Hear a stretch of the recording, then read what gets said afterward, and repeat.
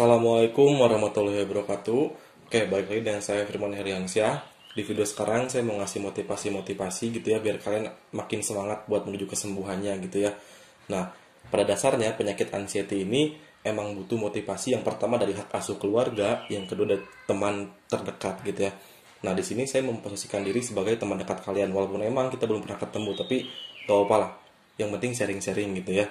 Oke, jadi kenapa sih saya buat motivasi-motivasi ini? Karena yang pertama itu masih banyak teman kita yang ngomen di YouTube gitu ya, terus juga di DM di Instagram, terus chat di WhatsApp gitu ya, katanya masih ada beberapa yang takut mati, takut gila, terus takut penyakitan. Nah makanya di sini saya terdorong buat konten tentang motivasi ini biar kalian nggak terpuruk lagi gitu ya.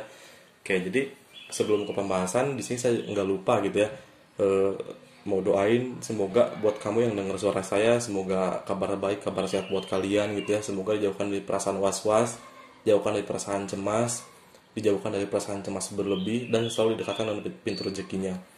Oke, amin. Oke, jadi langsung aja ke pembahasan gitu ya. Ini yang pertama ya, yang paling umum juga, yaitu takut mati.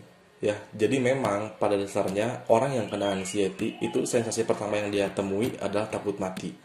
Itu umum banget. Saya pun waktu kena anxiety itu pertama kalinya takut mati. Sampai saya bilang ke psikiater, dan psikiater jawabannya emang udah umum banget, orang yang cemas berlebih pasti takut mati gitu ya. Nah, sekarang saya kasih logika di sini. Kalau misalkan kamu takut mati, kamu mau ngapain? Kalau misalkan kamu hidup 1000 tahun, 2000 tahun, atau misalkan berapa ratus tahun gitu, kamu mau ngapain di sini? Tapi bukan berarti semena-mena kita nggak takut mati terus jadi seenaknya hidup, nggak kayak gitu ya. Tapi tugas kita di sini gimana caranya agar kita nanti mati nggak sia-sia. Kalau misalkan cemas berlebih itu bukan solusi ya, tapi kita lakuin ibadahnya, lakuin hal positif, puasa, sodakoh gitu ya. Pokoknya deketin lagi, dibuka lagi Al-Qurannya, itu buat hati kita tenang. Lama-kelamaan pikiran negatif kamu itu hilang ya. Jadi jangan ditakutin mulu gitu ya, karena mati itu udah menjadi satu kepastian, tapi nggak tahu kapan dan umur berapa gitu ya. Pokoknya tugas kita di sini gimana caranya biar nanti mati nggak sia-sia, karena mati itu udah menjadi satu kepastian ya. Dan percayalah, sensasi takut mati ini pasti sembuh dengan sendirinya asalkan mau sabar dan disiplin ya, kayak gitu. Nah, terus yang kedua ada takut gila ya. Kalau misalkan takut gila itu mungkin ya, itu bagaikan langit dan bumi gitu, karena jauh banget ya. Coba kamu searching, saya udah ngeriset di beberapa artikel, bahkan di Amerika penyakit anxiety ini udah jadi apa ya, sebuah guyon, sebuah lelucon, karena emang aneh aja gitu ya.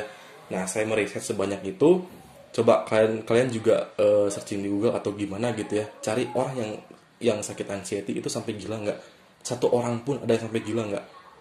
Coba ya, itu nggak akan ada ya, karena orang gila itu nggak melewati fase-fase kecemasan berlebih.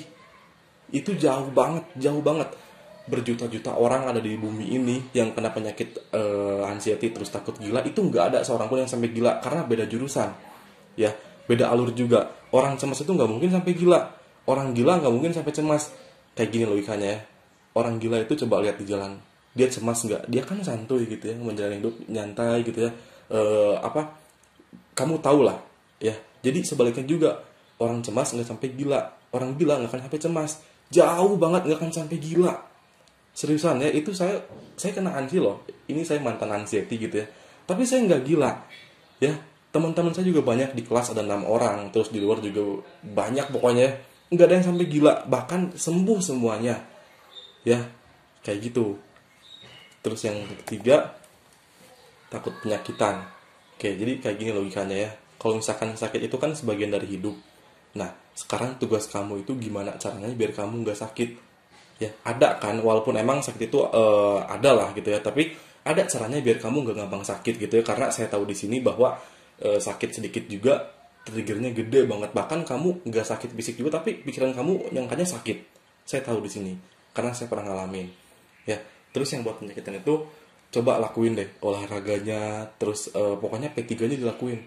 Pola makan, pola hidup, pola pikir kamu jaga, itu insya Allah kamu jauh dari penyakit ya, kayak gitu. Kalau misalnya kamu takut penyakit, mungkin itu bukan manusia hidup ya, mungkin lebih ke, mohon maaf, batu gitu ya, itu kan nggak akan sakit ya.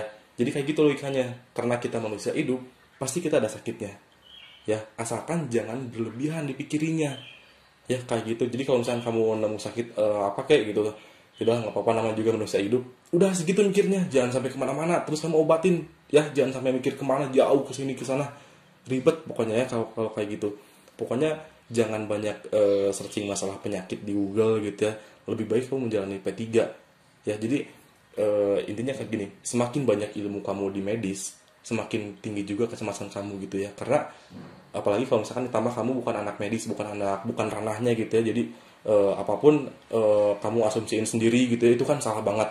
Jangan sampai apa ya, self diagnosa gitu, itu bahaya banget ya, kayak gitu. Nah, jadi mungkin videonya gitu aja gitu ya. Mungkin bermanfaat, mudah-mudahan bermanfaat buat kalian gitu ya. Kurang lebihnya saya mohon maaf kalau misalnya ada salah-salah kata gitu ya. Karena saya juga masih belajar. Di sini kita sama-sama belajar. Yang penting tujuan saya itu satu, kamu sembuh.